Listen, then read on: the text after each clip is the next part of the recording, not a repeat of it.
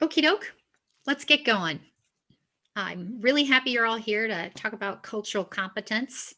I've got a colorful background here to celebrate that June is Pride Month, and appreciate that we are all here to try to become more culturally competent and have better outcomes for our mediation clients, and also have a safe and inclusive space. We obviously don't want to be alienating people. And the good thing to remember about all of this is we don't have to know everything about everyone in order to have a positive impact on someone. So a little bit, very short background on me. My name is Lisa Derr. My pronouns are she, her, and hers. I've been a lawyer for almost 35 years and a mediator for over 25 years. And I live in Beaver Dam for a while. I did start out in Chicago. Love that city. I love it. But I've spent most of my adult life back here in Beaver Dam. And I'm married to my life partner of over 30 years, and his name is Michael Derr, and I've got 3 grown sons. So I'm going to be asking some questions along the way, and then I'm going to ask you guys to respond in the chat if we can. And I've got a lot of information. I didn't really set aside a specific time for questions, but if you have a question, you could put it in the chat. And I know that Christina is going to be coming on board and help me sort of monitor the chat. I think she was just stuck in a meeting, but she will be coming on board. So if we could start with the chat and see how that works. I want to first ask a question, which is a number. How many years have you been a mediator?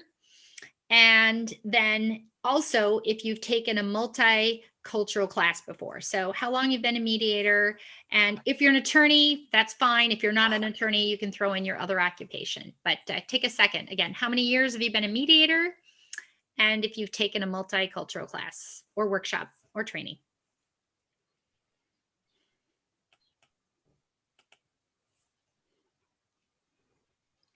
I'm doing so. And I have help, and that's great.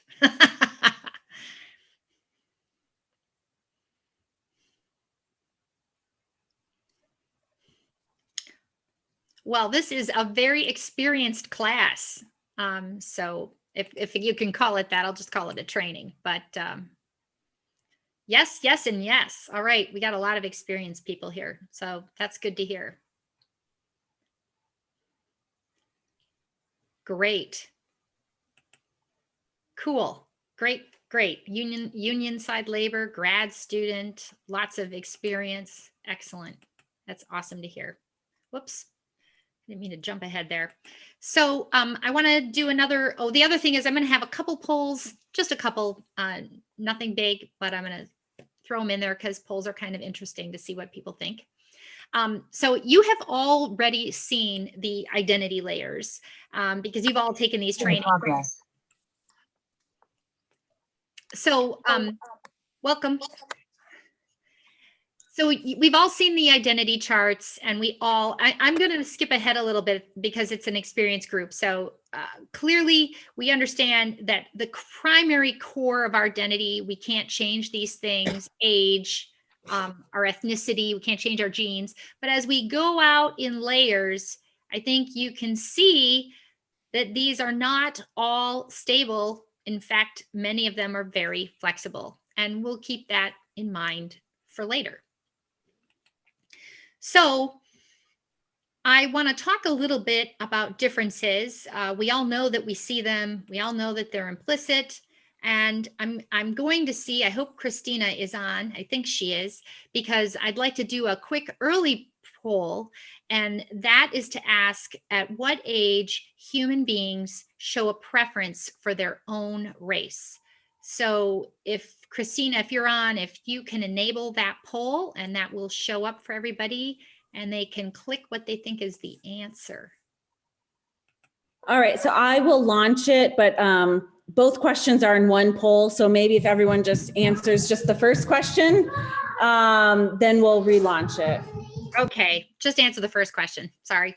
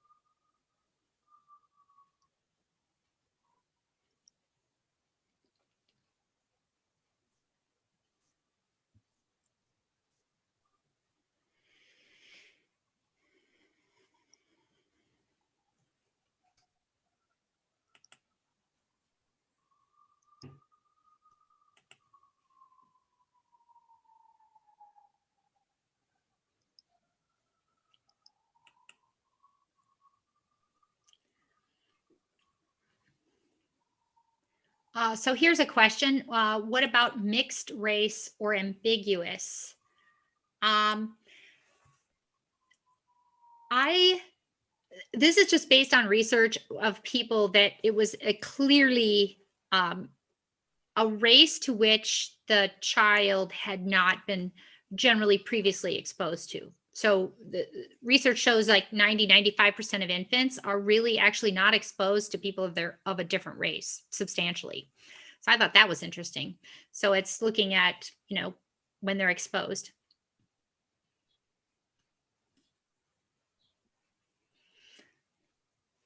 That's a good point. I definitely identify Euro-American white.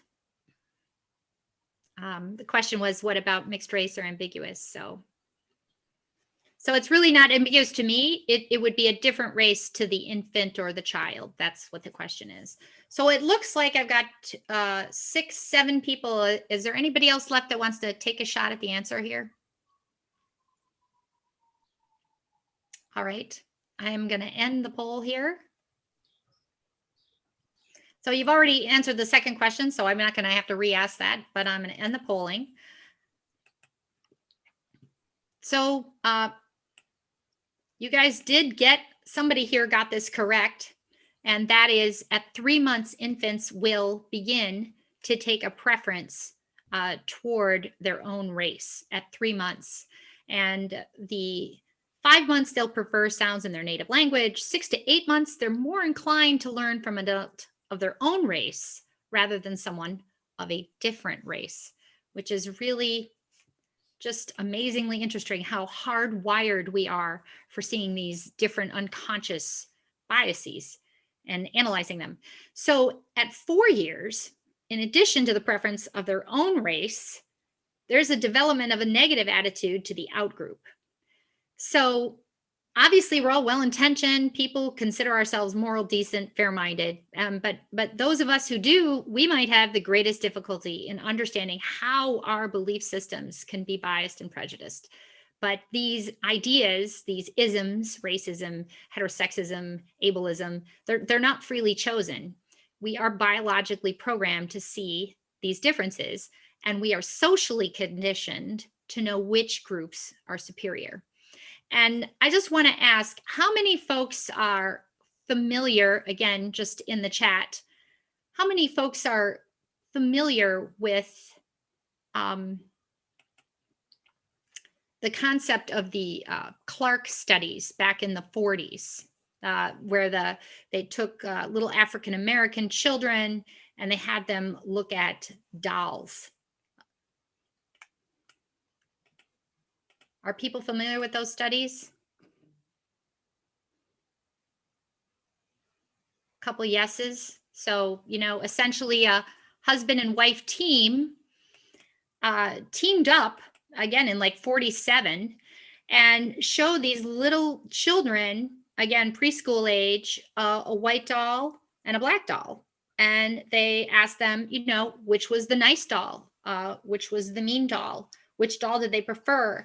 And you can Google these. They're just heartbreaking. You can see the little child reaching for the white doll, and he's just sadly looking at the doll that he knows he recognizes as his own race. These were the studies that were actually used to support Brown versus Board of Education. This was the social research that the Supreme Court relied on, where they realized, hey, separate is not equal. So I'm going to move on to biases and assumptions. And again, we understand they can be positive or negative, and we all have them. So I was going to ask you folks to do a chat just on assumptions about different populations. And again, this is a very experienced group, so I'm actually not going to do that. I think everybody here understands the concept of the different racial prejudices that we have and the assumptions we make about various racial categories. So I'm actually not going to do that. But I am going to ask this chat question, okay? And before you answer, first of all, think about, have you ever caught yourself in a session making an assumption that was wrong. And then you realized it. And I'll tell you mine. So I had a divorced couple, and we were going through the records and the financial information, and I'm explaining the forms. I'm like, here's the form, and here's your income, and here are all these other sources of income, and this is wages, and they were working, and I said, the husband was working, and then I get to the next line. I said, so here is the disability income. This is, if you're getting income from a disability, but obviously neither of you are disabled. Wonderful statement. And the wife said, well, actually, I am disabled and I am on disability. Even though it was 20 years ago, I just remember that like it was yesterday. And the saddest thing is that by time we've made that assumption and we know it's wrong, it's just too late. Have any of you made any assumptions like that you're going to be brave enough to tell us about in the chat that you can think of?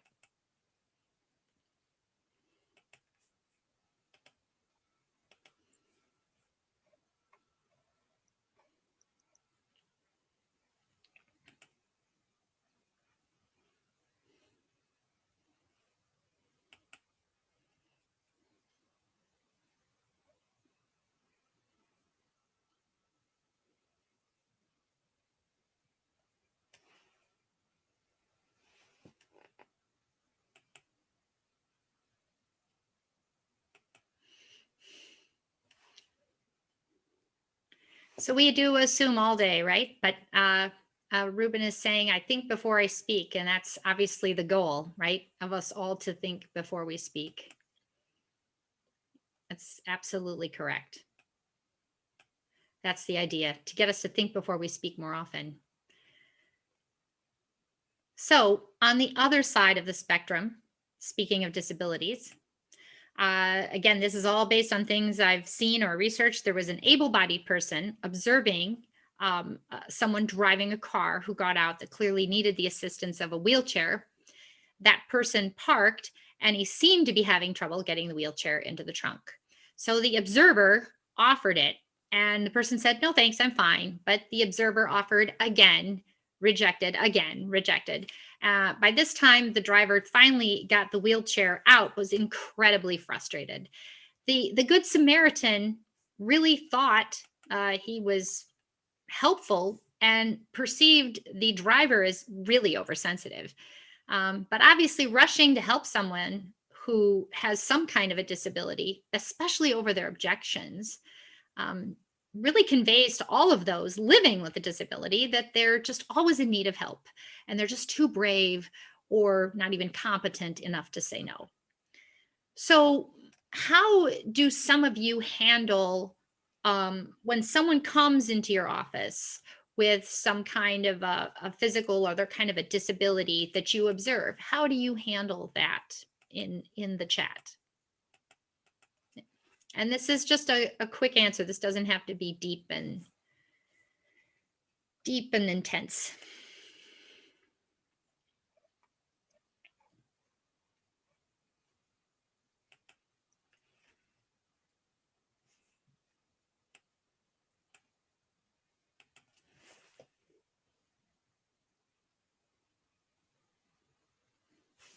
Well, I'm going to keep talking, and if somebody comes up with something, please tell me. But what I have tended to do, yes, there's an answer. How can I be of service? Setting up the office for accommodations is important. That's all. That's excellent. Our office does have a sort of a step down, and we have a ramp, but we also have to. I had to fight with the other condominium owners to get a door push button so that the outer door to the building would be accessible to somebody who had some kind of a disability. And boy, they fought it like crazy because it was a whopping $1,500, and it was extremely frustrating. But I insisted, like, you guys can have clients with this as well.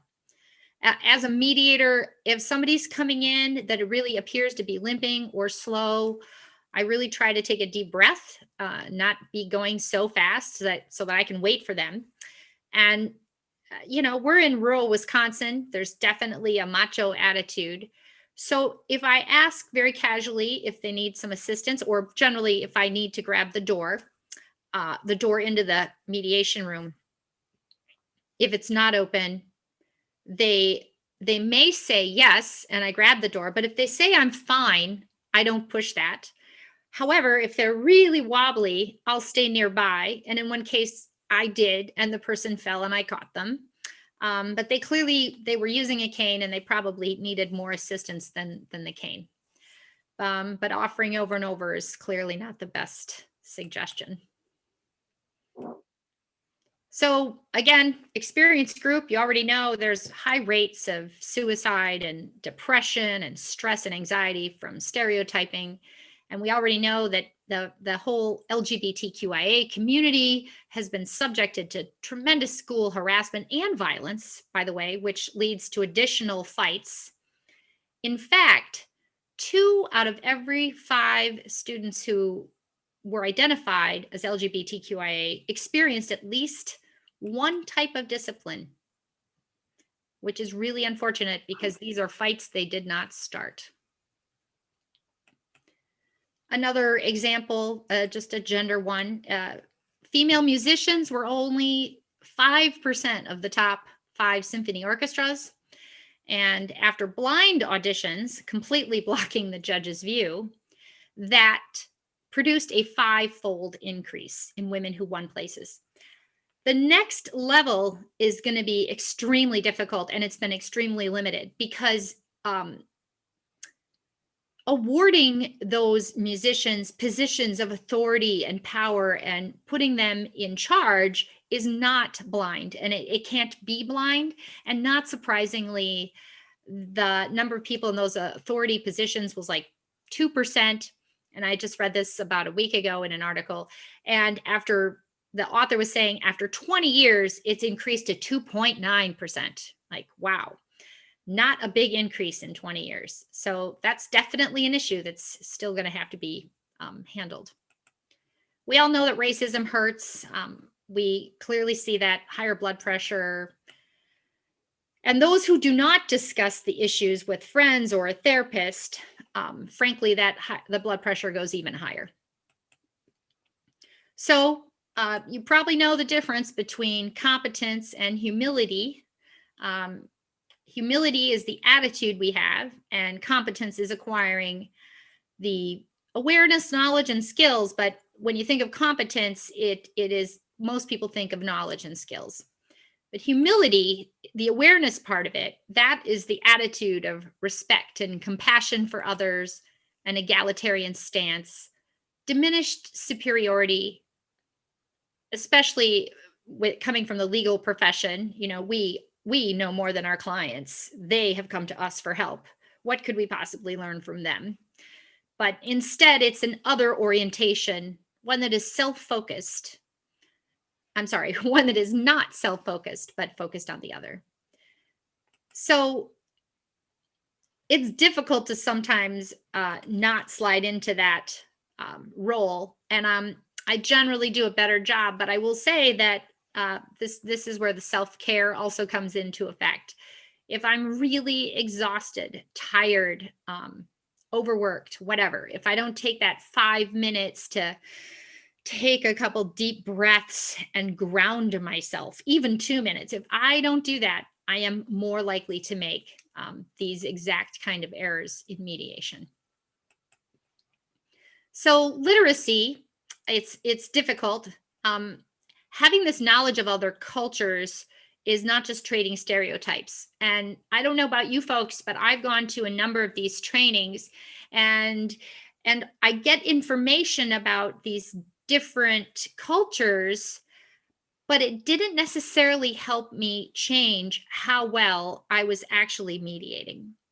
So for example, African American and Native American and Asian Americans, they tend to be more collectivistic. Well, Euro Americans tend to be individualistic, and there are all these different cultural pieces of knowledge, but by themselves, without adding the other pieces to the puzzle, it wasn't very helpful to me. So I do have a long reference list that I don't know if you received it yet, but I'm going to do it. And I've personally checked in the last 48 hours, every one of those links is live. And at the end of the reference list, so please scroll down, to the best of my knowledge and with my best effort, I set out what references to look in what order to the extent that you wanted to continue to dig down. And I have done a lot of them, but not all of them. And I guarantee you that's one of the first things I'm going to be doing, because I've just unearthed so much excellent information that there's just no way you can cram this all into an hour. It would not be a pleasant hour. Though again, a very experienced group, you probably already know what diversity and equity and inclusion is, the ways we differ, equity, the fair treatment, access, and recognizing, like, at the same time, that it's also about eliminating barriers to access. Dr. Constance Hall said that diversity is being invited to the party and inclusion is being asked to dance. I want to focus as mediators today more on equity and inclusion and a little bit less on diversity, although people can take, a week-long seminar just on diversity. So think of equity as this guarantee of fair treatment and access and advancement. And I always think of it as, with my background as I always thought of an equitable claim, a legal equitable claim, right? The claim of fairness allowing the plaintiff to bypass the contract. But as we all kind of know, equity is actually far more ingrained in us than we thought. I'm just going to show you a really brief, like just a minute and a half, a little clip here, okay? So this is a very short clip from Frans de Waal. He's a Dutch-American biologist or primatologist. And this is a tiny clip of his TED Talk. And he's working with capuchin monkeys and how they react to unequal rewards. So the quick, short summary is that each of the monkeys here has to give the researcher a rock. And then they normally get cucumbers. But eventually, one of them is going to get a grape. So I'm going to show you Dr. de Waal. But with Sarah Brosnan, we started out with capuchin monkeys. So what we did is we put two capuchin monkeys side by side. Again, these animals, they live in a group. They know each other. We take them out of the group, put them in a test chamber. And there's a very simple task that they need to do. And if you give both of them cucumber for the task, the two monkeys side by side, they're perfectly willing to do this 25 times in a row. So cucumber, even though it's really only water in my opinion, but cucumber is perfectly fine for them. Now, if you give the partner grapes, the food preferences of my capuchin monkeys correspond exactly with the prices in the supermarket. And so if you give them grapes, that's a far better food, then you create inequity between them. So that's the experiment we did. Recently, we videotaped it with new monkeys who had never done the task, thinking that maybe they would have a stronger reaction, and that turned out to be right.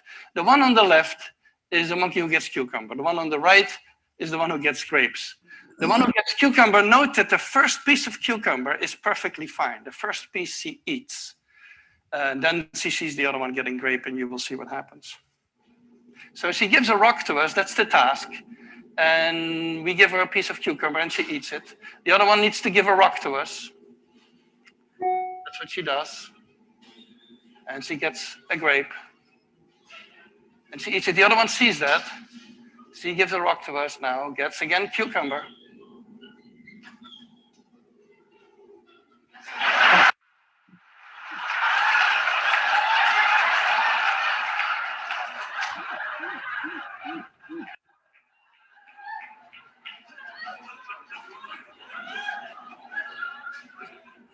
She tests the rock now against the wall. She needs to give it to us.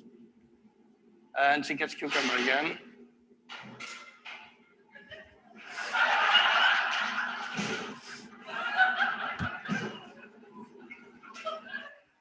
So this is basically the Wall Street protest that you see here.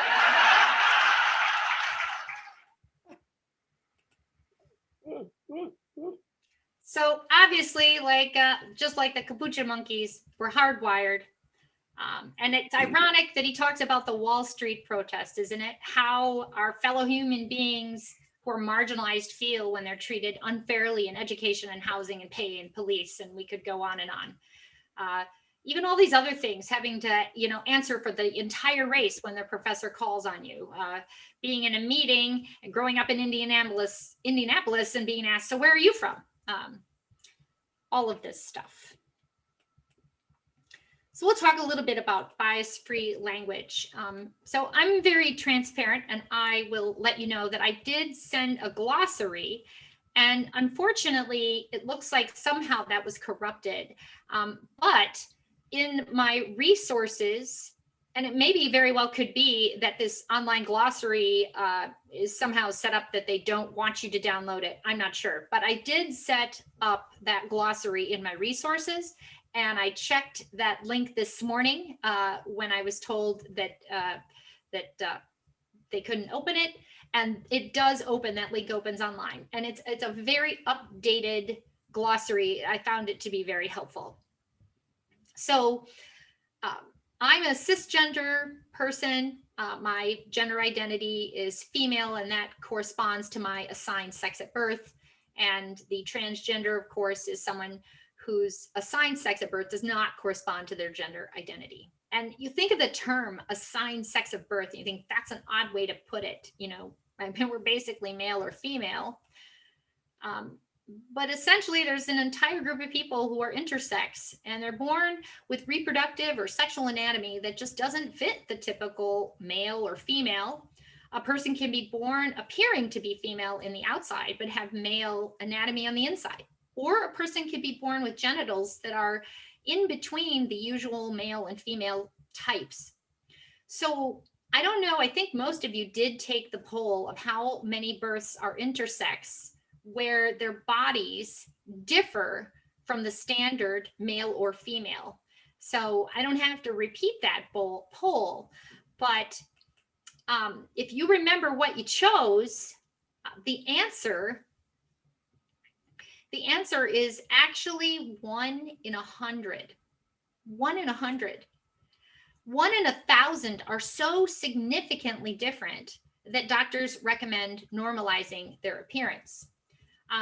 Which is found to be extraordinarily paternalistic, because these people who are infants have absolutely no say and no consent.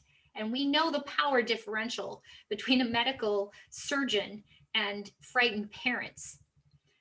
And in fact, studies are being shown that they're making mistakes. They're doing it on appearance, and less so now, but certainly more historically. And they aren't even sure. Sometimes their chromosomes are actually different from what the doctor was choosing. People can completely produce pain, and they can neutralize sexual sensation for a lifetime. And some people can actually end up being sterilized that would never have been but for this surgery. So there's a very strong intersex movement to stop these surgeries, and to, frankly, to allow these children to be brought up and have a time to decide and give consent, frankly, to when and if they feel that's appropriate for them. So it's interesting, and I threw this in here, we are all aware of cystic fibrosis. I have 3 cousins with CF, and one of them was one of my just dearest cousins / friend, and he just died at the age of 45. So I'm particularly aware of CF, but the fact that we are so aware of CF with births of 1 in 3,200, and yet so many are totally unaware of intersex births, because it's just something we just don't talk about, because it also does not conform with our binary sense of sex. Whoops, I'm gonna just briefly go to a chart. I think you folks, again, are very experienced, but I'm gonna let you just read it. Frankly, get a little tired when people just read slides to me.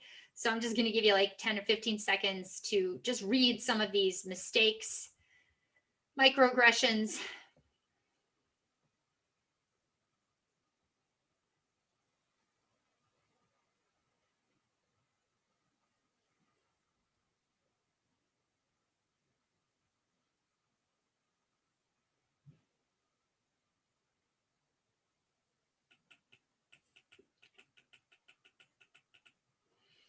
And I'm going to let you read a couple more.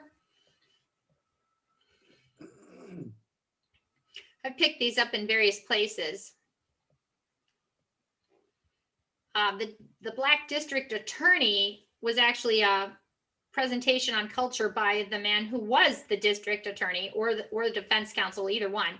It was more of a, not just a microaggression, because people would come in and say, well, you know, I got that statement wrong, by the way, I apologize. The question isn't where's your client? The question is where's your attorney? You're the black guy, you're obviously the criminal. And so I apologize. I mistyped that, but that was directly from him telling us that. And then sometimes as an intimidation factor, the same people would ask him that, like case after case. And now you're beyond just an implicit bias. Not implicit. Now you're really more of an assault, where we're going to let you know maybe you are the defense attorney, but we're not going to let you forget you shouldn't be. The gender stereotyping the female attorney, that was actually me. And I'd been up all night with my baby, and I met this slightly older man. Well, he's probably younger than me now, but at the time. And the first thing out of his mouth was, why aren't you home with your baby? And I really was tempted to say, you're so right, I'm leaving. But I did not. So these statements happen sometimes, some things like them, they do happen in mediation, or they happen in the lobby in mediation. In a civil mediation, the plaintiff said to the insurance company's attorney, who was of Pakistani ancestry, he said, wow, you have really great English, and I'm just really impressed that you're an attorney. And in the past, I, as the neutral mediator, would not have commented on that. But the more I progress along this journey, the more I'm finding that silence is being complicit. And lectures do not work, obviously. However, I have found that short, quick, emotional responses can be very helpful. Something, for example, like, I can't believe you got all the way through law school. And you could say, or just utter, ouch. Just expressing that. And as I was talking to somebody about that response, another mediator, they were saying, yeah, except that's not very neutral. I said, it's really not. It's setting a boundary. And it's not about making every single person there absolutely happy all the time, but it has to be safe for everyone. And it's not safe for everyone if one person can do that to another, even if it's unintentional. We got to set those boundaries. I'm curious. Got a lot of chats here. Sorry. I'm going to follow up. Sorry about that. I apologize.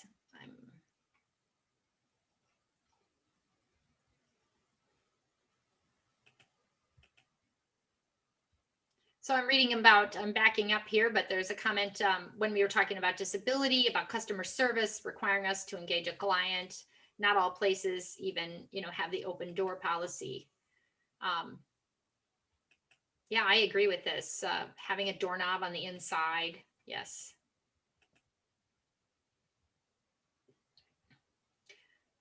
So does the scientist create the problem that wasn't there being invited to the dance? I think of a quinceañera. If you're not on the list, you're not trustworthy. Yes. The collectivistic versus the radical individually. It's one of the stereotypes that we see as law, but no math or science is necessary to prove. I can tell you they are doing a lot of research now on just a ton of cultural research that there actually are studies that are demonstrating how so much more of societies are collectivistic. I don't think it's an accident that South Korea, just using our CDC plan of how to combat a pandemic, just had a miraculous, phenomenal response, because it's a collectivistic society, right? They all chipped in. And, you know, I'm a supervisor on a county board in Wisconsin where, you know, even the sheriff decided that, you know, he didn't particularly feel that he should have to enforce wearing a mask, although it was ripping through our community and frankly our prisons like a wildfire. It was incredibly, maybe more than individualistic, it was selfish. Yeah, this is a great point. You can't assume gender, sex. So how are we assuming race? Frankly, race is a social construct, completely. And yes, there is no black and white. There is none. It's a social construct. So we have our ethnicity, we have our genes. If we happen to come out looking, it's just based on this perception of skin color, really. Who's the squatter versus the pilgrimage? Another comment about the black man in a suit on his way to the court or an interview. Yes, I agree. All right.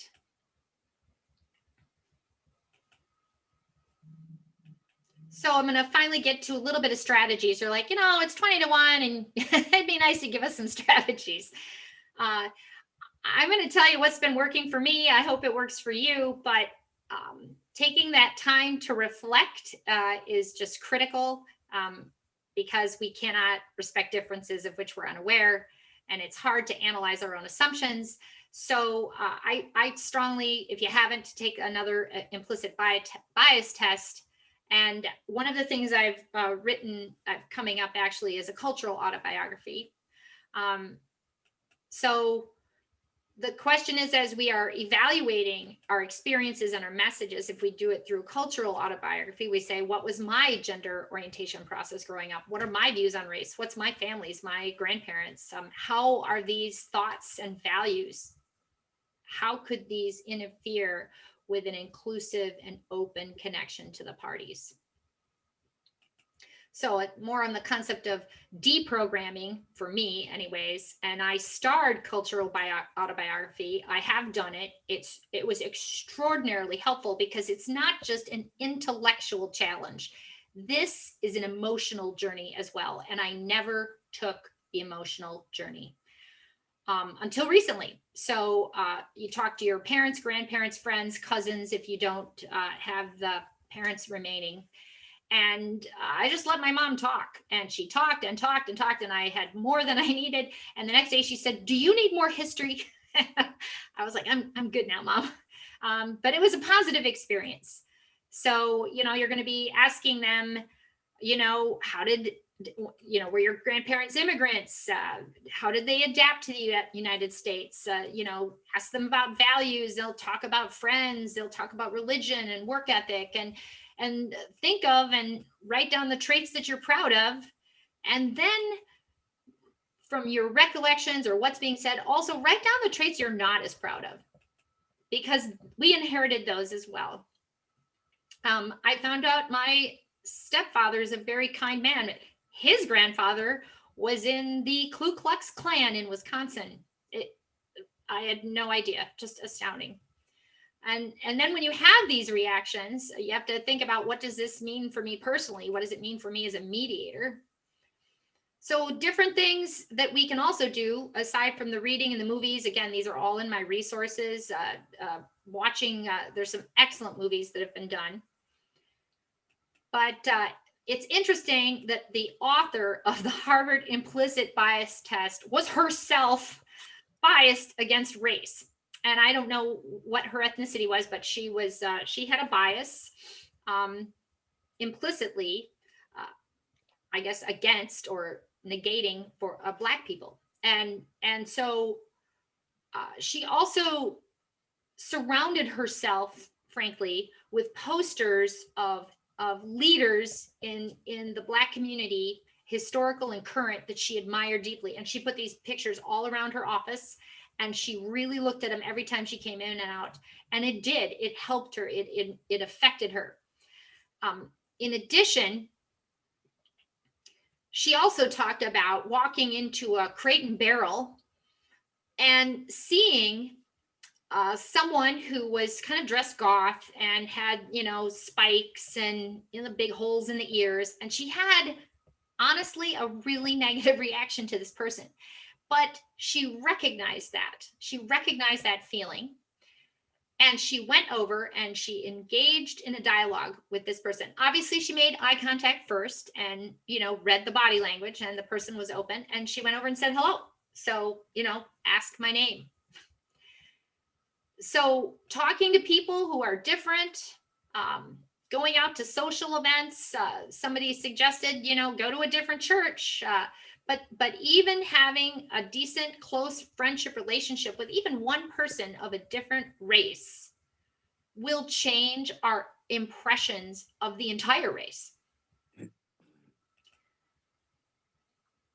There are some resources that I did my best job to get for free. Some of them you'd have to buy, but they're excellent. And this is $7, $8, $10. And if you haven't read some of these things, I would strongly recommend it.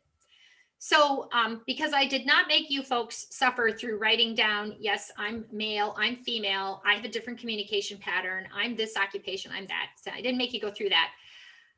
However, the key that I learned about this, and I might have said this previously, that was just like, why didn't somebody tell me this?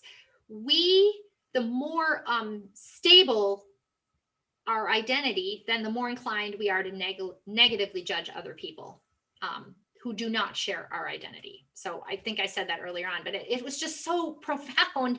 Like, people are more likely to change when we understand why, or what enables us to change. So I don't understand. All this time I've been sitting in these things, looking at identities, not understanding. I think the point of it was to show the more flexible our identities, the less likely we are to have negative judgment. Our bias is reduced. So another way to consider it or look at it is maybe the difference between a fixed mindset and a growth mindset. And the fixed one makes it harder to recognize our biases. So again, I talk about this journey, the religious service, the films. That's probably more slides than I needed on that. Another thing is that we need to learn from the clients in the sessions. We need, again, somebody referred to like planning in advance. Yes, I admit it. I was scrambling through my forms to fix pronouns when I had my first transgender divorce. And granted, this was 10 years ago, so I'm going to cut myself slack. But, it shouldn't be that is what drives me to change my forms. And my whole concept there was about trying to make this the most positive experience possible for them. On the other hand, I didn't look at myself at all. I grew up in rural Wisconsin with a very traditional homophobic upbringing. Did it ever occur to me to really analyze, how are those biases in my upbringing? How might they impact this session? I did my best, and I think the transgender woman who had previously been the husband, I think she greatly appreciated my efforts. But could I have done a better job? I absolutely could have done a better job had I been more prepared. You can't just prepare for the one session. It's just got to be a lifetime of preparation. You obviously all know this. You've been already going to these, and you're still bothering to come to this. So I think in a way here, I'm preaching to the choir. So again, we're listening to how they use their pronouns, how observing body language and gestures, and especially for those of us who have that legal background, being less authoritative. We all know not to control the outcome, but I mean, have you ever caught yourself saying something like, well, you guys are in charge of the outcome and I'm in charge of the process? Really? do we actually even have to say that? I can't even tell you how many times I've said that. It's like, why? To show I have control over them, like don't mess with me on the process. It's one thing if you have to set a boundary that's being violated, but if you don't have to set that boundary, there's absolutely no reason I have to tell them I'm in control of anything. It's really amazing how long it takes to get to that point. So again, a lot of this is mediator based, right? Putting away our checklists, letting them tell their story, and imagining that story from their perspective, which is so critical. And then when we do make assumptions, accepting what they are saying rather than what we're thinking, which is, I've done this for thousands of times. So no, you don't think that. Have I ever thought that? Absolutely. And it's like, no, doesn't matter if you've done it thousands of times. This person is saying this, and they can be different. They can have a different response.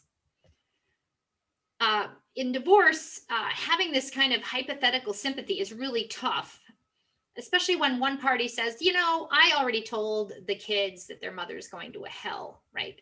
It's very easy to come down with well, how do you think? Do you know how much that hurt the children? Blah, blah, blah, blah, blah. And yet, instead, coming back with something that's truly sympathetic to the person without being at all sympathetic to the actual idea of saying that to the spouse. And even if eventually you want to do a little education, we really got to connect with the pain in that person's heart that they would have to say that to their kids. It's especially critical with LGBTQI clients or attorneys, because the way that we mediate with somebody in that community, it is highly entwined with our own cultural norms of sexuality and gender. Our norms affect it. So obviously we have to listen to what's said, how it's said, what's not said. And we might be wanting to limit our own contributions to just give a little bit more recognition to the voices of our clients. So in terms of, again, staying with this mediation process, if we follow the golden rule, right, we want to treat clients the way we would want to be treated. That only works if they're all exactly like us, right? But people are not, right? They're not exactly like us. So we have to actually figure out how they want to be treated. I'm going to glance at the chat here.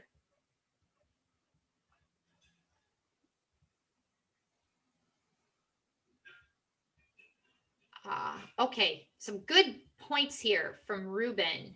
Interesting.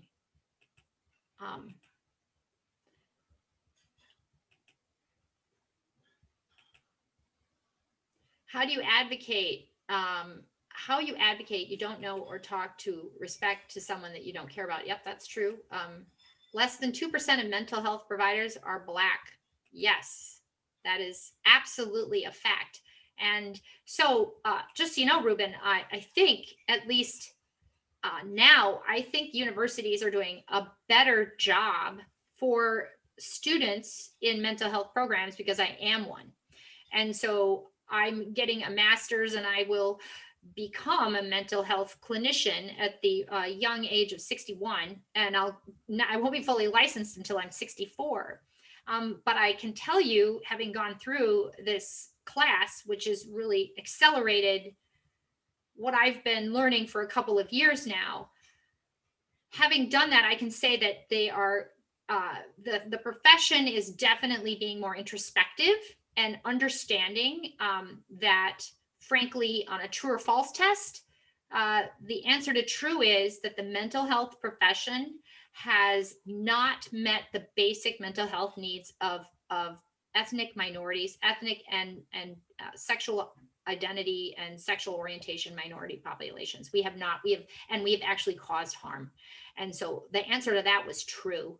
It shows a real level of wanting to make changes. Part of my concern is that, frankly, we got a whole generation or two of people who have not gone through that training and who continue to just provide mental health services through their own lens, without taking those cultural things into account. So I'm just jumping to the next slide. Again, you guys have taken this before, and in my, honestly, in my resources, I do have some links about different cultural differences to speech and pauses and pronouns. But again, I'm not just trying to give us only that part of the journey, only the information. So process, again, that was alluded to, right? Prepare ahead. We've got to prepare the whole firm. And again, using the glossary is a good idea. You know, a year ago, I would have rolled my eyes. Really, life partner? Why do you have to say life partner, right? Because, you know, the gentleman that calls your firm, you know, was attracted to men as a teenager and was asked 100 times by grandma. And I see this. Do you have a girlfriend yet? Do you have a girlfriend yet? And then when this young man's in his 20s, you know, grandma's like, when am I going to see that fiance? You know, blue-eyed blonde. When am I going to see her? Aren't you dating her? Aren't you dating someone yet? Come on. And he feels like a freak. And he marries his first ever relationship. And his husband's 15 years older. And he's controlling. And he puts a GPS on this young man's car. And he's finally getting out of this horrific relationship. And he calls our office. And the staff says, so what's your wife's name? Where does that put him emotionally? And if people are irritated that we're using the word partner or spouse instead of husband or wife, they're just going to have to get over it, because the pain on the other side is just, it's too much. It's just not equal. It's not an equal negative. So we have to assess that paperwork, and especially with immigrants who are acculturated, families are very different. Children of immigrants get acculturated much faster because they're going to school.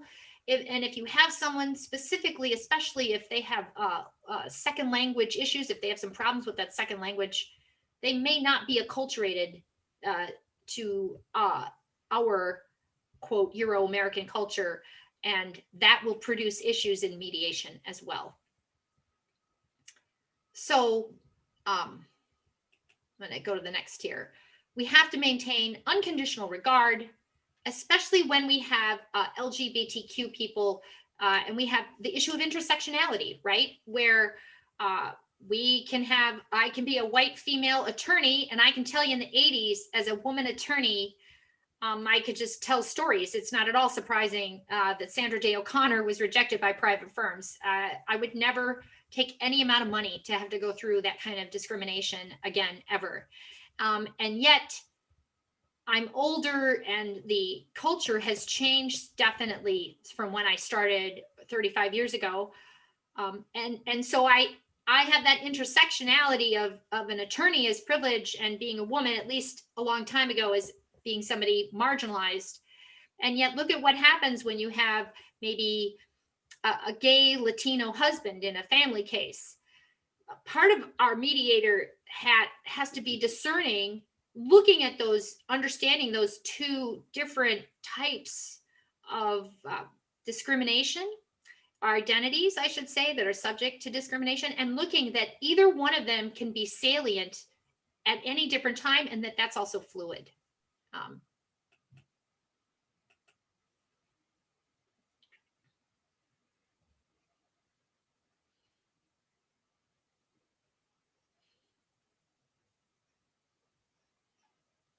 So I was just glancing at the chat. Okay. And Ruben was chiming in, and that was helpful, Ruben. So it's also critical to understand, because we just have a few minutes left, that frankly, the coming out process is not an event, it's a process. And I'm not saying we have to become experts on it, but we need to understand it's a process. And no matter what else happens, that person coming out or has come out has to feel 100% affirmed and accepted, especially in the mediation process. So you folks already get that when people say, I don't see color, right? We know there are differences, and maybe the issue is just that we're not comfortable acknowledging the impact of what those differences mean. Maybe we don't want to acknowledge that frankly, race is responsible for group inequalities and negative impact on economic mobility and distribution of resources.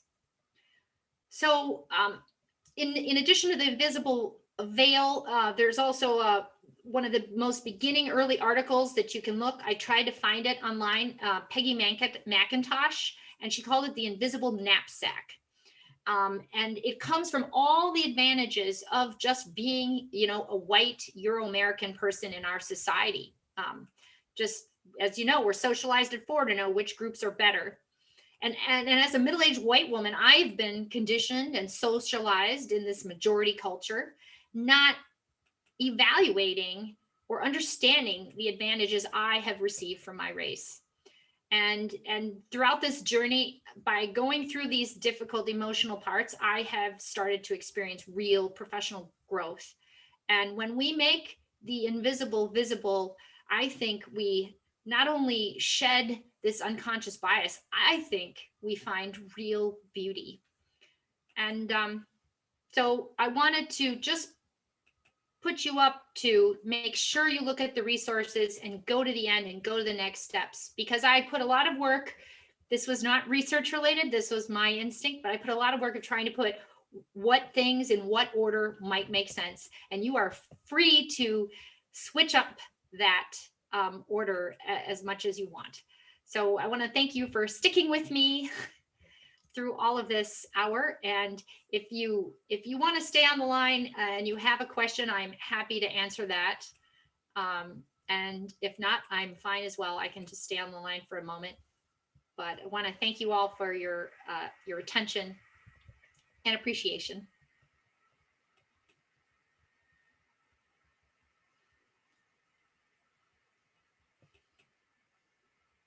Oh, thank you. Thank you very much.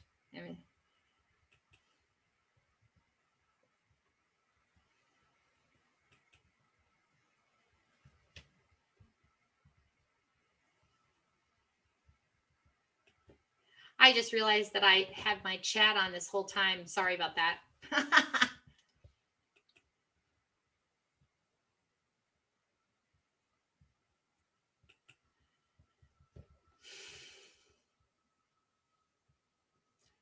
So I'm good, folks. If you have a question, pop it in. And if not, I hope you have a wonderful day and a wonderful afternoon.